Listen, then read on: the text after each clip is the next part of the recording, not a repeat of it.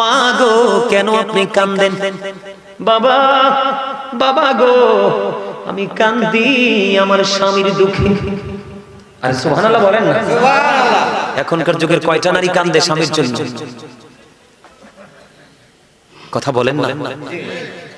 মা কেন কাঁদেন স্বামীর জন্য? বাবা গো আমার স্বামীটা 2 দিন 3 দিন 4 দিন পর্যন্ত আনাখানা থাকে, উপাস থাকে, এটা সহ্য করতে পারি না, আমি বিবি হিসেবে সইতে পারি না গো বাবা, এই জন্য আমি কান্দি। এখনকার যুগের নারীরা ম্যাক্সিমাম নারীদের অত্যাচারের শিকার স্বামী। কথা কান না কেন? স্বামীকে কুত্তার বাচ্চা পর্যন্ত এখনকার নারীরা বলে, থাপ্পড় পর্যন্ত দেয়, দেয় কি দেয় না? আপনাদের সিমরাইলে হয়তো নাই রে, আমার জীবনে কত দেখছি বন্ধু কোমরে কাপড়টা গেঁথে স্বামীকে মেরেছে, টাকার জন্য, পয়সার জন্য, বাবার বাড়ি যাওয়ার জন্য। আবার আমি বলছি না যে পুরুষরাও ভালো, কিছু কিছু পুরুষ আছে বেয়াদব, নিজেরটা ছাড়া বিবিরটা বোঝে না, আছে না নাই? এটা কখনোই বন্ধু সুন্দর দাম্পত্য জীবন হতে পারে না। আমার দিকে তাকান বন্ধু, মা কাঁদুনি জান্নাত ফাতেমা নামাজে বসলো, নামাজে বসে নামাজ তিনি শেষ করলেন। অত্যন্ত গুরুত্বপূর্ণ কথা বন্ধু শুনবেন। তিনি কি করলেন? নামাজের মধ্যে যখন বসলেন, ঠিক নামাজ তোনার শেষের দিকে আমার নবীজি আসলেন, এসে দেখে ফাতেমা কান্দে, 2 চোখ দিয়ে পানি শুধু ঝরঝর করে পড়তেছে, কান্দে, শুধু কান্দে। নবীজি মা ফাতেমার চোখের পানি তো সহ্য করতে পারতো না, কারণ এত বেশি ভালোবাসতো রে। ও বন্ধু আপনারা জানেন মেয়েকে কেমন ভাবে ভালোবাসতেন, জান্নাতের সাজদারিনীকে কেমন ভাবে ভালোবাসতেন। মা গো কেন আপনি কাঁদেন? বাবা, বাবা গো আমি কাঁদি আমার স্বামীর দুঃখে। আরে সুবহানাল্লাহ বলেন না। সুবহানাল্লাহ। এখনকার যুগের কয়টা নারী কাঁদে স্বামীর জন্য? কথা বলেন না।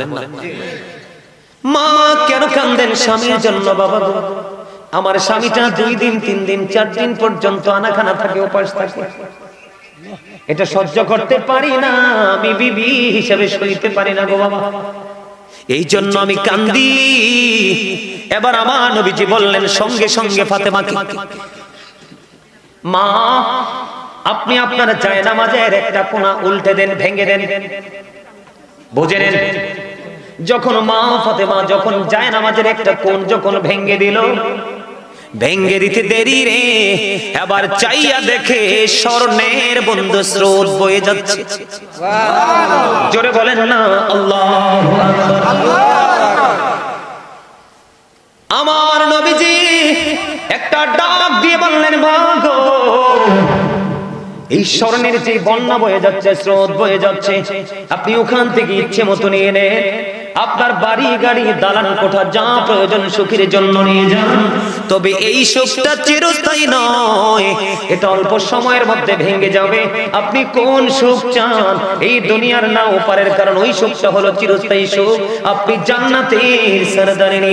সঙ্গে সঙ্গে মা ফাতেমা ডাক দিয়ে বললেন, বাবা, বাবা গো আমার স্বর্ণের স্রোত থেকে, বন্যা থেকে স্বর্ণ উঠানোর কোনো প্রয়োজন নেই, আমি দুনিয়ার সুখ চাই না, কারণ এটা ক্ষণস্থায়ী জীবন, আমি চাই ওই চিরস্থায়ী সুখ, কারণ এই সুখের কাছে, ওই দুনিয়ার সুখের কাছে এই পৃথিবীর সুখ কিছুই নয়।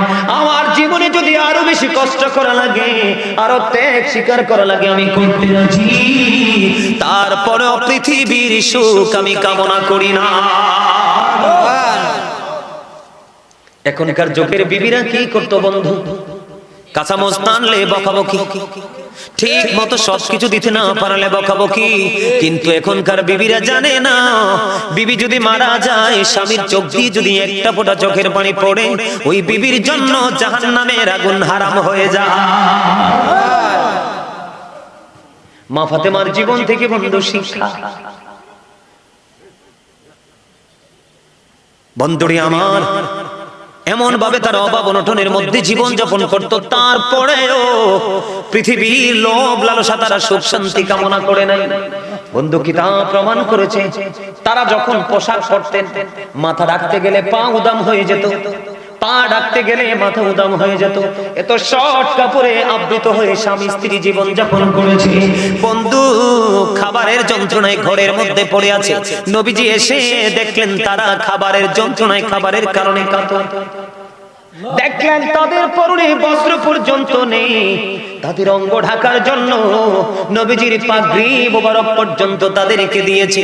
খাবারের জন্য যখন চাইলেন, এবার বন্ধু তিনি বললেন, মা রে, আমিও তো আজকে 3 দিন ধরে কিছু খাই না।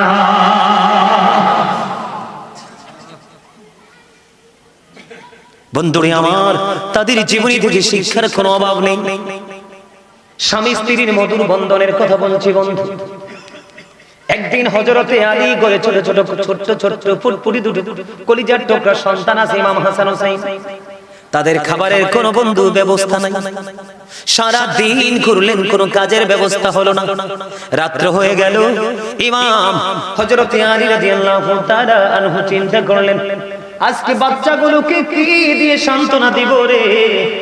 কোনো কাজ করতে পারলাম না, একটি দিরহাম উপার্জন করতে পারলাম না। বন্ধু ঘরে চলে আসলো। ঘরে চলে আসার পরে মা ফাতেমার সাথে দেখা হলো। মা ফাতেমা দেখলেন স্বামীর চেহারাটা নবী, তিনি নবীদের নবী। এই জন্য বলা হয় ইমামুল মুরসালিন।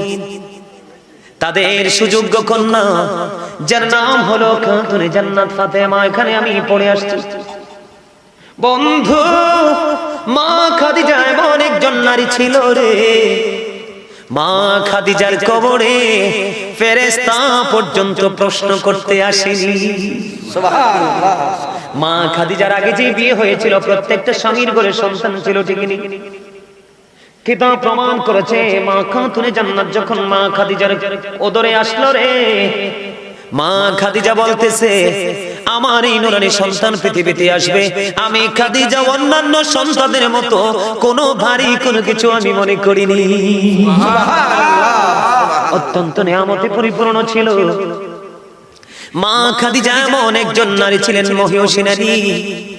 আমার রাসূল সারা জীবন মা খাদিজার হারানোর ব্যথা বলতে পারেনি। মা আয়েশা সিদ্দিকা রাদিয়াল্লাহু তাআলা আনহা তিনি জানিয়ে দিলেন, আমার নবীজি যখন মা খাদিজাকে নিয়ে বলতে থাকতেন, আয়েশা বলতেছে যে নবীজি যখন খাদিজাকে নিয়ে বলতে থাকতেন, প্রশংসা করতে থাকতেন, তিনি বলতে থাকতেন। মা আয়েশা বলতো, আমার খুবই হিংসা হতো, আমার নবীজির মধ্যে কোনো ক্লান্তি আসতো না।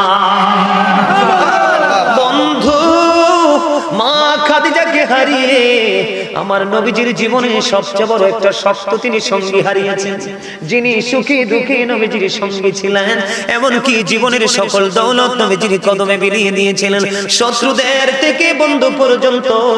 ও বন্ধু, মা খাদিজার অনন্য জীবন বৃত্তান্ত নিয়ে বলতে পারবো না।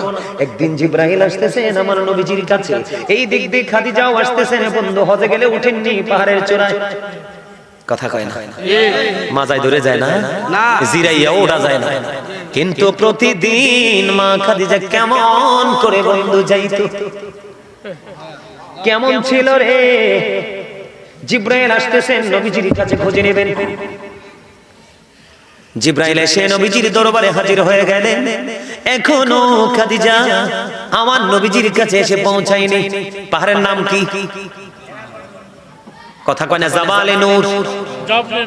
কথা বলেন না কেন? পাহাড়টা উঁচু রে, ওই পাহাড়ে এখনকার অসুস্থ মানুষ যায় উঠতে পারে না। বন্ধু, জিবরাইল এসে দেখি বলে, ইয়া রাসূলুল্লাহ, খাদিজা আপনার কাছে আসতেছে গো নবী। আল্লাহ রাব্বুল আলামিন খাদিজাকে সালাম দিয়েছে, আমি জিবরাইল খাদিজাকে সালাম দিয়ে দিলাম, আপনি খাদিজার কাছে সালামটা পৌঁছে দিয়ে। সুবহানাল্লাহ, সুবহানাল্লাহ। এটা মা খাতুনে জান্নাত ফাতেমার কলেজার টুকরা মা, গর্ভধারিণী। ও বন্ধু, পাওয়ার আছে তাইলে সন্তানটা কেমন হবে? মা খাতুনে জান্নাত ফাতেমা সম্পর্কে, আহলে বাইত সম্পর্কে রাসূল আল্লাহ কোরআনে বলেছেন, কুল লা আসআলুকুম আলাইহি আজরান ইল্লা আল মাওয়াদ্দাতা ফিল কুরবা। আল্লাহু আকবার। আল্লাহ রাব্বুল আলামিন আল্লাহর হাবিবকে বলতেছে, হাবিব আপনি বলে দেন, কাকে বলে দিবে আমাদেরকে? কাকে?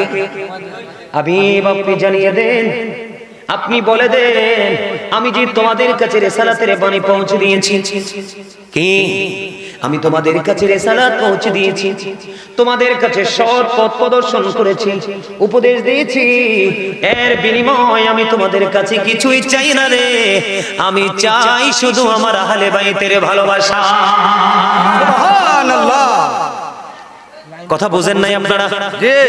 তুমি কথা বলো না, তারা কি কয়, ওরা কি বলে? মহিলা প্রজেক্টরে যায় না, লাইনটা হয়ে গেছে মহিলা। লাইনটা মনে হয় হয়তো কোথাও কোনো কিছু হয়েছে। তুমি একটু খেয়াল রেখো, হ্যাঁ, আমার মা বোনেরাও আলোচনা শুনতে হবে, কারণ তাদের মধ্যে হিসাবে বেশি জাহান্নামী। রাসূল যখন মেরাজে গেলেন, জাহান্নামের দিকে তাকায়া দেখলেন শুধু ধনী ধনী লোক আর মহিলা বেশি। আরে নাউজুবিল্লাহ কোন না, নাউজুবিল্লাহ। আর জান্নাতের দিকে তাকায়া দেখলেন শুধু গরিব মানুষ আর পুরুষ মানুষ বেশি। সুবহানাল্লাহ। এজন্য আমার মা বোনদের আলোচনা শোনা দরকার আছে না? আরে জোরে বলেন না। বন্ধুরে আমার হৃদয় খুলে শোনো, প্রতিদিন আমি আসবো না, প্রতিদিন এমন মাহফিলও করা হবে না। মাহফিল করতে অনেক কষ্ট হয়, অনেক চিন্তা ভাবনা, অনেক কিছু করা লাগে। তাহলে মা খাদিজার দাম কম না বেশি? বেশি। ওই খাদিজার সুযোগ্য সন্তান মা খাতুনে জান্নাত ফাতেমা। আল্লাহ বলতেছে হাবিব